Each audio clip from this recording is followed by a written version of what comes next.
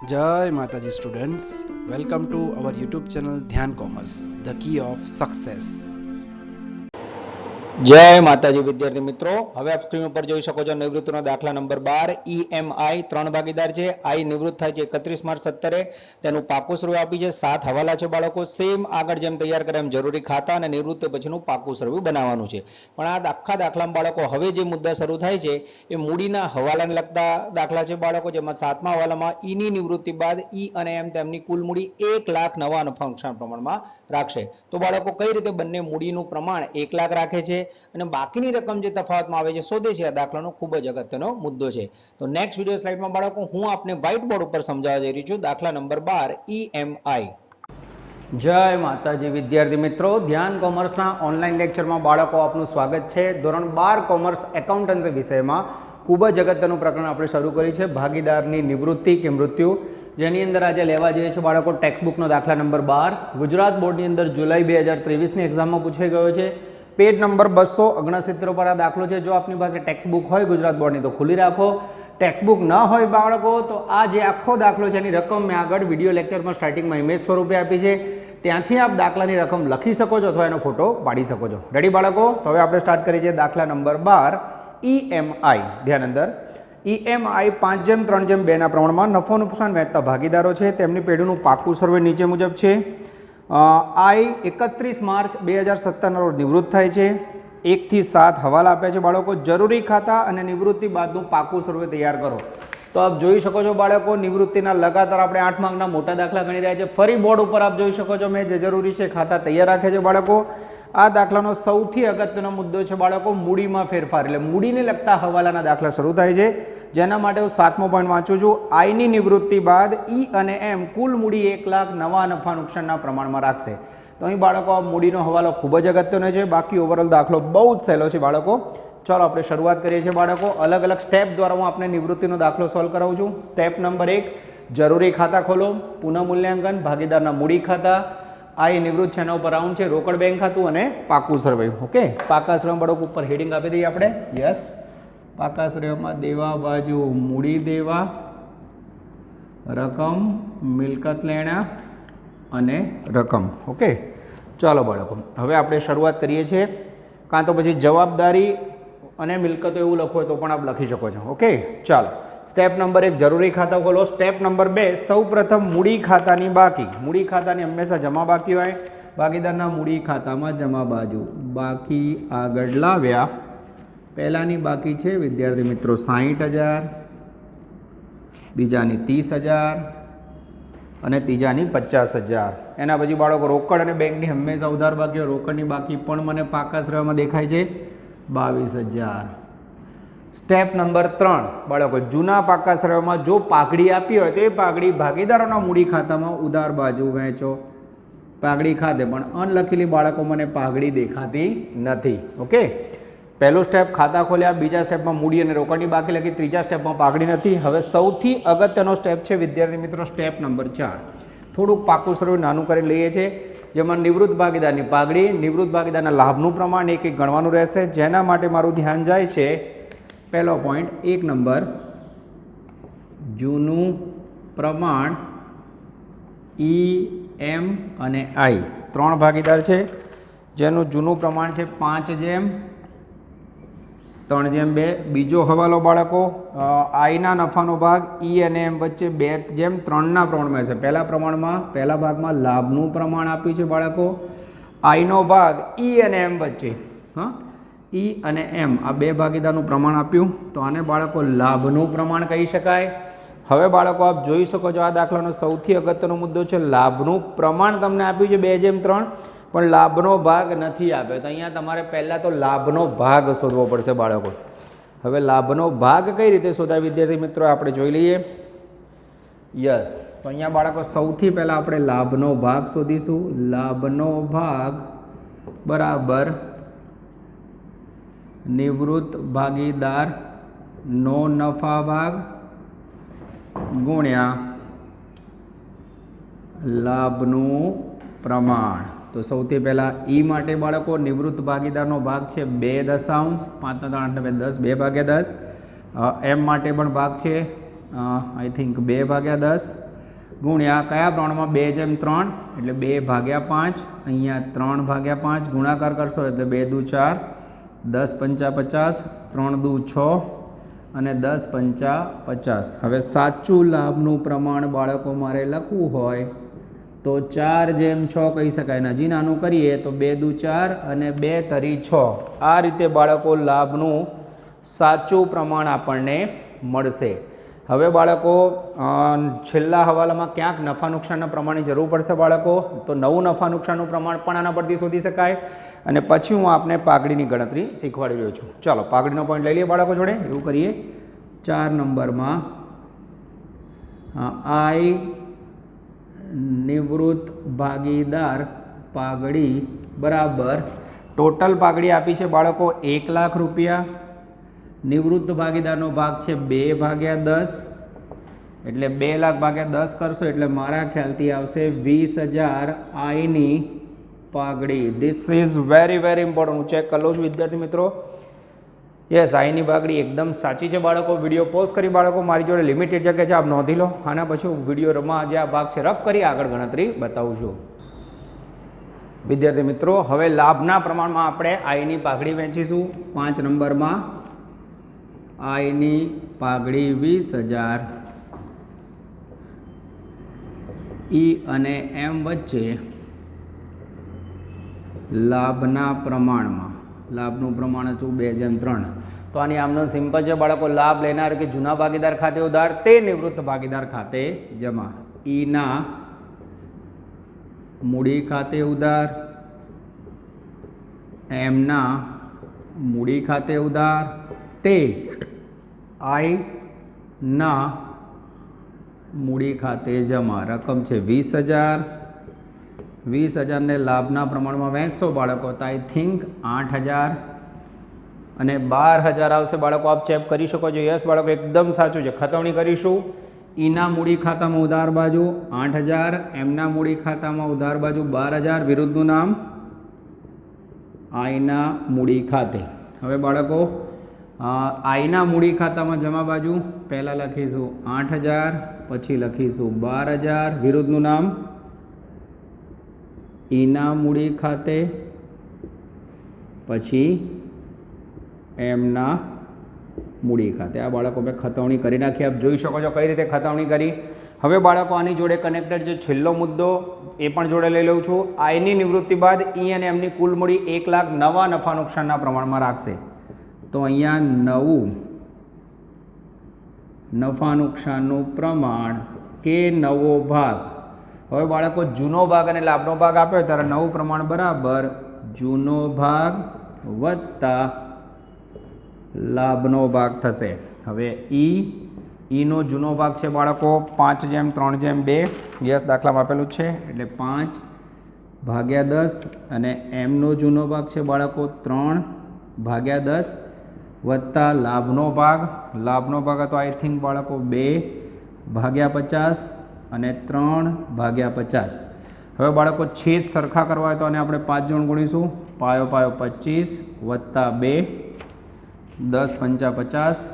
Okay, અહીંયા પણ આપ જોઈ શકો છો. આને પણ 5 જોડે ગુણીશું. 5 તરી 15 વત્તા 3 છેદમાં 10 પંચા 50. ઓકે, હું બાળકો ચેકિંગ કરી લઉં છું.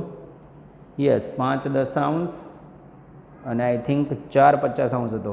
4/50 હતો બાળકો. લખવામાં ભૂલ થઈ છે મારી. યસ, 4/50 હતું અને અહીંયા હતું આઈ થિંક 6/50. પછી આપણે પ્રમાણ નાનું કર્યું હતું. યસ બાળકો, 4/50 ને 6/50. હવે બાળકો આ પાયો 25 એની અંદર 4 ઉમેરશો 29/50. અહીંયા પણ આ 5 તરી 15 એમાં 6 ઉમેરશો 21/50. બાળકો મારી લખવામાં ભૂલ થઈ હતી. 2/3 સીધું લઈ લીધું પણ નીચે છેદમાં 50 હતા ત્યારે ઉપર 4 હતા અને 6 હતા. હવે મારે ઈ એમનું નવું પ્રમાણ લખવું હોય વિદ્યાર્થી મિત્રો તો 29/21 છે એવું કહી શકાય. હું ચેક કરું વિદ્યાર્થી મિત્રો.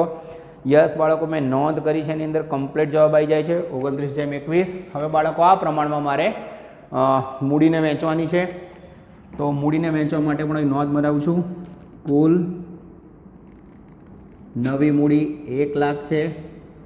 એમાં ઈ અને એમ વચ્ચેમાં તમારે વહેંચવાની છે બાળકો. તો અહીંયા હું લઈશ 1 લાખ ગુણ્યા 29 ભાગ્યા 50.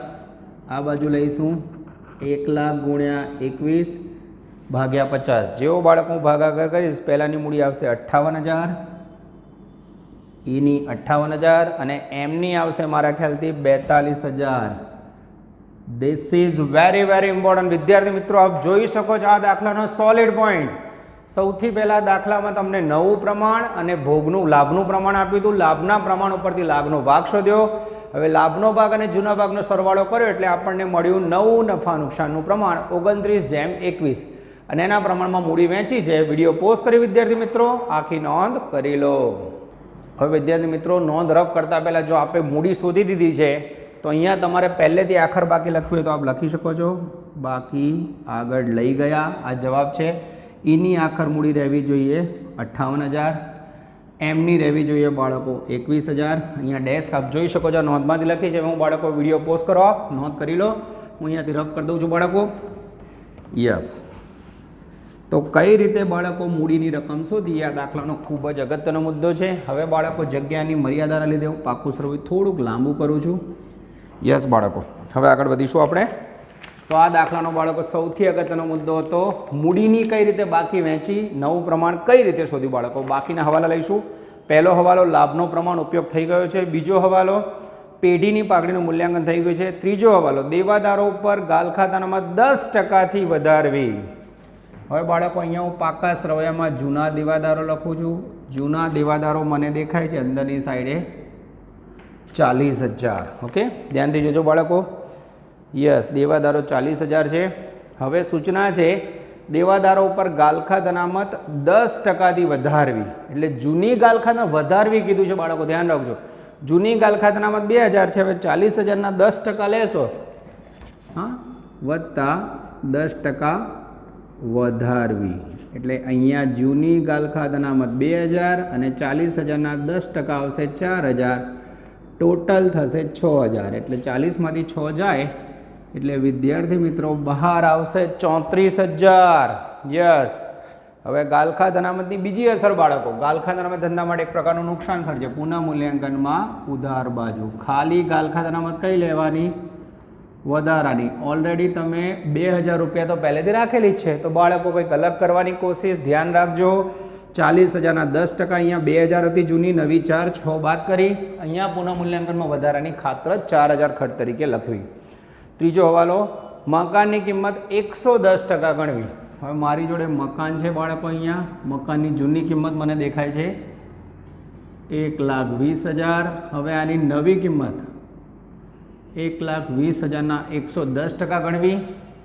એટલે આઈ થિંક 1,32,000 આવશે બાળકો. આ તમારા સમજવા માટે લખું છું. તો આપ જોઈ શકો છો વધારો કેટલો થયો, તો 110% ગણો એટલે 10% વધારો થયો. આ રીતે 12,000 લખી શકો છો. મકાનની કિંમતમાં વધારો ધંધા માટે ઉપજ છે. બીજી અસર પુનઃ મૂલ્યાંકનમાં જમા બાજુ વધારાની રકમ 12,000. આગળ વધીએ બાળકો. પાંચમો વાલો યંત્રની કિંમત 10% ઘટાડવી. તો બાળકો ફરી જૂના પાકા શ્રેણીમાંથી યંત્ર લખીશું આપણે 80,000. એની કિંમતમાં 10% ઘટાડો કીધો છે 8,000. નવી કિંમત આવશે 72,000. યંત્રની કિંમતમાં ઘટાડો એ ધંધા માટે નુકસાન છે. પુનઃ મૂલ્યાંકનમાં ઉધાર બાજુ યંત્ર ખાતે રકમ આવશે આઈ થિંક 8,000. તો આપ જોઈ શકો છો વિદ્યાર્થી મિત્રો, એકદમ સરળતાથી હું હવાલા સોલ્વ કરીને આપની જોડે બોર્ડ ઉપર લખી રહ્યો છું. મારા અક્ષર થોડા નાના છે બાળકો, પણ કોન્સેપ્ટ એકદમ ક્લિયર છે, તો હું બોલું એના ઉપર પણ આપ ધ્યાન આપી શકો છો. પહેલો હવાલો પૂરો, બીજો પૂરો, ત્રીજો પૂરો, ચોથો પૂરો, પાંચમો પૂરો. છઠ્ઠો હવાલો 30/6/2017ના રોજ પૂરા થતા વર્ષ માટેનું વીમા પ્રીમિયમ 24,000 ચૂકવેલ છે. હવે આપણને ખબર છે બાળકો, વીમા પ્રીમિયમ 24,000 ચૂકવ્યું છે એ ખોટું નથી, પણ એમાં તારીખ આપી છે 30/6. હવે આપણે હિસાબો કઈ તારીખના બનાવ્યા છે, 31 માર્ચ 2017. તો આ જે વીમા પ્રીમિયમ છે એમાંથી બાળકો અગાઉથી ચૂકવેલ છે, 3 મહિનાનું એડવાન્સ ચૂકવ્યું છે એ તમારે શોધવાનું છે. 31 માર્ચ ઉપરનું જે વીમા પ્રીમિયમ કહેવાય એને અગાઉથી ચૂકવેલ પ્રીમિયમ કહેવાય. અગાઉથી ચૂકવેલ પ્રીમિયમ 2 અસર, એ ધંધા માટે મિલકત છે. બોર્ડ ઉપર નજર. તો સૌથી પહેલાં મિલકત બાજુ અગાઉથી ચૂકવેલ વીમા પ્રીમિયમ કઈ રીતે ગણીશું, તો ટોટલ ચૂકવાયું છે બાળકો 24,000. 24,000ની અંદર બાળકો 30/6 એટલે 31/3 થી 30/6 3 મહિનાનું એડવાન્સ ચૂકવાયું છે. તો જેવું 24,000 ગુણ્યા 3 કરશો 72 ભાગ્યા 12 કરશો એટલે 6,000 રૂપિયા આવશે. અને અગાઉથી ચૂકવેલ વીમા પ્રીમિયમ ભવિષ્યમાં લાભ આપશે. ધંધા માટે ઉપજ છે. પુનઃમૂલ્યાંકનમાં જમા બાજુ અગાઉથી ચૂકવેલ વીમા premium 6,000. This is very very important. જોઈ શકો છો બાળકો, 24,000 નથી લખવાના. જે માત્ર એડવાન્સ ચૂકવણી કરી છે વિદ્યાર્થી મિત્રો એનો જ ઉપયોગ આપણે કરવાનો છે. 7મો હવાલો, 1 લાખ મૂડી, નફા નુકસાનના પ્રમાણ વહેંચાઈ ગઈ છે બાળકો. ઓવરઓલ આ મારા ખ્યાલથી બહુ જ ઇઝી દાખલો છે, ખાલી કોન્સેપ્ટ આપણને ખ્યાલ હોવી જોઈએ. હવે બાળકો આ ખાતું બંધ કરીશું. ઉધાર બાજુ 12, જમા બાજુ 18, સરવાળો કરીશું 18,000, અહીંયા મૂકીશું 18,000. તફાવતમાં મારા ખ્યાલથી આવશે 6,000. આ ચોખ્ખો નફો જે ક્યાં જશે? મૂડી ખાતે નફો. ઓકે, કોને કોને આપીશું? ઈ, એમ અને આઈ ત્રણેય ભાગીદારને નફા નુકસાનના પ્રમાણમાં. જૂનું નફા નુકસાનનું પ્રમાણ છે 5:3:2, 600 આવશે. 6 × 35 3,000, 6 × 1800 અને 6 × 2 1200. હું ચેક કરી લો વિદ્યાર્થી મિત્રો. યસ, એકદમ સાચું છે. જે પુનઃમૂલ્યાંકનનો નફા હોય ભાગીદારના મૂડી ખાતામાં જમા બાજુ જશે. પુનઃમૂલ્યાંકન ખાતે 3,000, 1800 અને 1200. ઓકે, હવે બાળકો હું ભાગીદારનું મૂડી ખાતું બંધ કરીશ. હવે બાળકો દાખલામાં થોડોક ટ્વિસ્ટ આવવાનો છે. જનરલી આપણને આખર બાકી મળે છે. આપ જોઈ શકો છો અહીંયા આખર બાકી આપેલી જ છે. પહેલાં આપણે આઈનું ખાતું બંધ કરીશું. 50 ને 8 58 ને 2 60 ને 10 70 ને 71,200 ટોટલ આવે છે કે 81,200. હું જોઈ લઉં છું. 50,000 સાચું છે બાળકો. પછી 10,000. હા, 1 મિનિટ બાળકો, ખાતું બંધ કરતાં પહેલાં મારું ધ્યાન ગયું બાળકો. પાક્કા સર્વેની 1-2 વિગત રહી ગઈ છે, હજી ટોટલ થઈ શકશે નહીં. તો બાળકો જેવું પુનઃમૂલ્યાંકન ખાતું બંધ કર્યું મારું ધ્યાન જાય છે પાક્કા સર્વે પર. છેલ્લો પોઈન્ટ રહી ગયો છે. એકાદ મુદ્દો પાક્કા સર્વેનો બાકી લખવો પડશે ને. પાક્કા સર્વેમાં દેવા બાજુ આવો. મૂડી ખાતા લખાઈ ગયા છે. અનામત ભંડોળ, યસ બાળકો, અનામત ભંડોળ એ નફો છે. ભાગીદારો વચ્ચે જૂના નફા નુકસાનના પ્રમાણમાં વહેંચાશે. અનામત ભંડોળ 50,000 છે. જૂનું નફા નુકસાનનું પ્રમાણ 5:3:2 છે એટલે 25,000, 15,000, 25, 15 અને 10. This is very very important. જૂના પ્રમાણમાં ત્રણેય ભાગીદારો વચ્ચે વહેંચાશે. એના પછી કારીગર નફાભાગ ભંડોળ એ ધંધા માટે દેવું છે. પાકા સરવાળામાં એઝ ઇટ ઇઝ કન્ટિન્યુ. જેની રકમ છે બાળકો 30,000. એના પછી લેણદારો એ બી ધંધા માટે દેવું છે બાળકો, જેની રકમ છે 70,000. ચાલો મિલકત સાઈડે આવીએ બાળકો. મકાન લખાઈ ગયું, યંત્ર લખાઈ ગયું, સ્ટોક કોઈ મુદ્દો નથી આવ્યો તો સ્ટોકને એઝ ઇટ ઇઝ પાકા સરવાળામાં લખીશું. સ્ટોકની રકમ છે 30,000. એના પછી બાળકો દેવાદારો લખાઈ ગયા, રોકડ સિલક લખાઈ ગઈ છે. હવે બાળકો કોઈ મુદ્દો બાકી રહેતો નથી. તો સૌથી પહેલાં આઈનું બંધ કરીશું. 58 ને 2 60 10 70, 70 ને 10 80 ને 81,200. હવે બાળકો દાખલામાં કોઈ સૂચના આપેલ નથી. ન આપી હોય તો 81,200 જે આવ્યું એ નિવૃત્ત ભાગીદારની લોન તરીકે રહેશે. તો અહીં લખીશું આઈની લોન ખાતે, અને આઈની લોન પાકા સરવાળામાં દેવા બાજુ ચૂકવીશું. અત્યારે પૈસા ચૂકવવાની કોઈ સૂચના નથી. ઓકે, ચાલો હવે બાળકો મૂડી ખાતા બંધ કરીશું. મૂડી ખાતામાં આપ જોઈ શકો છો ઓલરેડી 58,000 ને 21,000 બાકી આપેલી જ છે. તો પહેલાં લખી નાખું બાળકો, જેથી ભૂલ ના પડે. મૂડી ખાતા ઈ 58,000, એમ 21,000, આઈ થિંક 29 હતા બાળકો. હજી અહીંયા કંઈક લખવામાં ભૂલ થઈ ગઈ. 29 હતા મારા ખ્યાલથી. હું જોઈ લઉં છું. 58 અને 42,000 હતા બાળકો. સોરી, ફરી મારી લખવામાં ભૂલ થઈ બાળકો. ફરી અહીંયા બતાવી દઉં છું બાળકો. કુલ મૂડી હતી 1 લાખ, અને ઈ અને એમ વચ્ચે આઈ થિંક 29:21 પ્રમાણ હતું. 29:21 મેથ્સ એટલે પહેલામાં આવે છે બાળકો ઈમાં 58,000 અને એમમાં 42,000 હતા બાળકો. લખવામાં ભૂલ હતી. હવે ટોટલ કરી જોઈએ. 58 ને 8 66, આ બાજુ વધારે ટોટલ છે 60 ને 20 80 ને 5 85 ને 3 88,000. યસ બાળકો. તો પહેલાં ઈનું ટોટલ કરીશું 88,000. હવે એનો તફાવત બાળકો અહીંયા ઉધાર બાજુ મળે છે. ઉધાર બાજુ તફાવત આવે છે 22,000. સેમ બાળકો એમનું ટોટલ કરીશું. તો એમનું મારા ખ્યાલથી 40 ને 10 50 52 ને 2 54, અહીંયા 30 ને 10 40 ને 5 45, આનું બી ઉધાર બાજુનું વધારે થાય છે. 40 ને 50 ને 4 54,000 થાય છે મારા ખ્યાલથી. યસ બાળકો, સેમ ટોટલ અહીંયા મૂકીશું. ઓકે, હવે બાળકો અહીંયા 54,000 મૂકીશું એટલે અહીંયા તફાવત આવશે 54માંથી 30,000 1800 અને 15,000 જશે બાળકો એટલે આવશે 7200 રૂપિયા. હવે બાળકો પ્રશ્ન એ થાય કે અહીંયા આખર બાકી તો લખેલી છે, તો આ જે તફાવત આવ્યો હવે ક્યાં લઈ જશો? તો ફરી છેલ્લો હવાલો વાંચો છું. આઈની નિવૃત્તિ બાદ ઈ અને એમની કુલ મૂડી 1 લાખ નવા નફા નુકસાનના પ્રમાણમાં રહેશે. મેં લખેલી છે બાળકો, તો આ તફાવત માટે કોઈ સૂચના ના હોય તો રોકડ ખાતે લઈ જવો. તો અહીંયા લખી નાખીશું બાળકો રોકડ ખાતે, અહીંયા પણ લખી નાખીશું રોકડ ખાતે. રોકડ ખાતામાં જમા બાજુ વિરુદ્ધની ખતવણી ઈના મૂડી ખાતે કેટલા આવશે બાળકો? 22,000. આ 7200 ઉધાર બાજુ લાવીશું એમના મૂડી ખાતે. ઓકે, હવે બાળકો આ 7200 લખ્યા પછી અહીંયા ટોટલ કરીશું. 22 ને 7 29,200, 22 ને 7 29,200. તફાવત જે આવે એ લઈ જઈશું, બાકી આગળ લઈ ગયા. આઈ થિંક રોકડનો તફાવત 7200 જ આવે છે, એકદમ સાચો તફાવત છે. આ તફાવત અહીંયા લખીશું, રોકડ અને બેંક 7200 રૂપિયા. હવે જો બાળકો આપનું પાકું સરવૈયું બંને બાજુ સરખું થાય તો દાખલો સાચો. છતાં હું ચેક કરી લઉં છું બાળકો. યસ, અહીંયા 58 અને ભૂલ થઈ હતી 42 હતા બાળકો. ટોટલ 1 લાખ હું જોઈ લઉં છું. 1,81,230,000 અને 70,000 ટોટલ થાય છે બાળકો 2,81,200. સેમ મિલકત બાજુ જોઈએ. 1 32 72 પછી 34 30 6 અને 7200 એકદમ સાચું છે બાળકો. 2,81,200. તો બાળકો આ દાખલો ખૂબ જ અગત્યનો છે. EMI જુલાઈ 2023માં આવ્યો છે. આશા રાખીએ છીએ કે 2025માં પણ પૂછાય. તો વિડીયો પોઝ કરો વિદ્યાર્થી મિત્રો અને આખો દાખલો નોંધી લો. નેક્સ્ટ લેક્ચરમાં સફરને ઓળ આગળ વધીશું. Take care, all the best, જય માતાજી.